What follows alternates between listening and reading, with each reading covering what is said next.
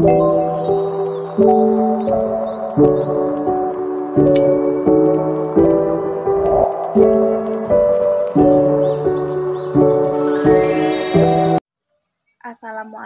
warahmatullahi wabarakatuh. Baiklah, saya Yani Delvianti, NIM 32192008. Kami dari kelompok 2 akan menyampaikan materi tentang distorsi pasar. Yang pertama, bagian A, pengertian distorsi pasar. Distorsi pasar merupakan bentuk penyimpangan yang menyebabkan terjadinya ketidakseimbangan dan ketidakadilan di pasar yang harus diatur oleh pemerintah lewat kebijakan intervensi yang menjadi wewenangnya. Pasar menentukan harga dan cara berproduksi. Tidak boleh ada gangguan yang mengakibatkan rusaknya keseimbangan pasar tersebut. Namun dalam kenyataannya sulit ditemukan pasar yang berjalan dengan sendiri secara adil. Kondisi demikianlah yang kita sebut sebagai distorsi pasar. Distorsi pasar adalah gangguan-gangguan atas bekerjanya mekanisme pasar. Gangguan-gangguan tersebut dapat berasal dari beberapa sebab, di antaranya unsur permintaan maupun unsur penawaran yang terjadi pada suatu pasar, masalah struktur pasar, masalah eksternalitas, dan masalah barang publik. Baiklah, selanjutnya itu pada poin B, distorsi permintaan. Distorsi permintaan adalah sebuah transaksi haram dikarenakan orang yang menjual sudah bekerja sama dengan pihak lain agar memberikan pujian pada barang yang sedang ditawarkan dengan harga yang lebih tinggi. Hal tersebut dilakukan dengan tujuan menawarkan ke konsumen supaya tertarik untuk membeli. Pihak lain yang menawarkan tersebut sebenarnya tidak ingin membeli barang tersebut, tetapi ingin melakukan penipuan pada orang lain yang sangat menginginkan barang tersebut.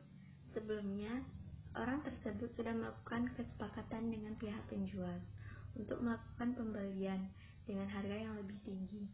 Guna untuk menipu, kemudian terjadilah false demand. Selanjutnya, distorsi penawaran. Distorsi penawaran atau ihtikar yaitu melakukan penimbunan barang dengan tujuan spekulasi, sehingga ia mendapatkan keuntungan besar di atas keuntungan normal, atau dia menjual hanya sedikit barang untuk mendapatkan harga yang lebih tinggi, sehingga mendapatkan keuntungan di atas keuntungan normal. Ihtikar seringkali diterjemahkan sebagai monopoli atau penimbunan, padahal sebenarnya tidak. Dalam Islam, siapapun boleh berbisnis tanpa peduli apakah dia satu-satunya penjual atau ada penjual lain. Menyimpan stok barang untuk keperluan persediaan pun tidak dilarang dalam Islam. Yang dilarang adalah ihtikar, yaitu mengambil keuntungan di atas keuntungan normal dengan cara menjual lebih sedikit barang untuk harga yang lebih tinggi, atau istilah ekonominya monopolis rent seeking.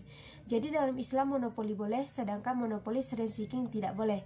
Suatu kegiatan masuk dalam kategori ihtikar apabila terdapat 3 unsur berikut. Yang pertama, mengupayakan adanya kelangkaan barang baik dengan cara menimbun stok atau mengenakan entry bearish. Yang kedua, menjual dengan harga yang lebih tinggi dibandingkan dengan harga sebelum munculnya kelangkaan.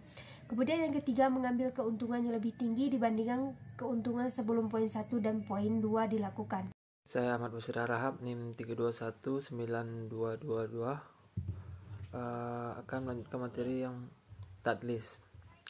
Tadlis ialah menutupi aib barang. Tadlis juga bukanlah perihal menjual barang yang cacat atau rusak, melainkan tindakan menyembunyikan kecacatan atau kerusakan barang sehingga informasi yang dimiliki oleh para pihak yang melakukan transaksi menjadi tidak simetris.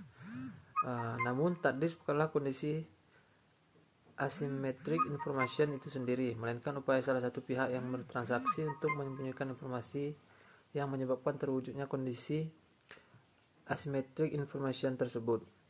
Tadlis di pasar modal umumnya terjadi berkaitan dengan transparansi informasi dan emiten berisiko tinggi. Saya Oktari Marhamza, NIM 321925, akan melanjutkan penjelasan materi dari teman saya, yaitu tadlis, artinya penipuan. Tadlis pada jual beli dalam hukum Islam itu diharamkan karena tadlis merupakan penipuan transaksi jual beli oleh penjual kepada pembeli.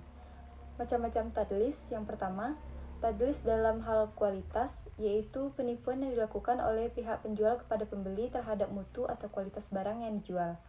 Yang kedua, tadlis dalam hal kuantitas, yaitu penipuan penjual terhadap jumlah yang diterima oleh pembeli. Yang ketiga, tadlis dalam hal harga, yaitu penipuan harga jual yang dilakukan penjual kepada pembeli. Baiklah, saya Rizky Aprita NIM 3219207 akan melanjutkan penjelasan dari teman saya, yaitu takrir berasal dari kata bahasa Arab, yaitu gar yang berarti akibat, bencana, bahaya, risiko, dan ketidakpastian.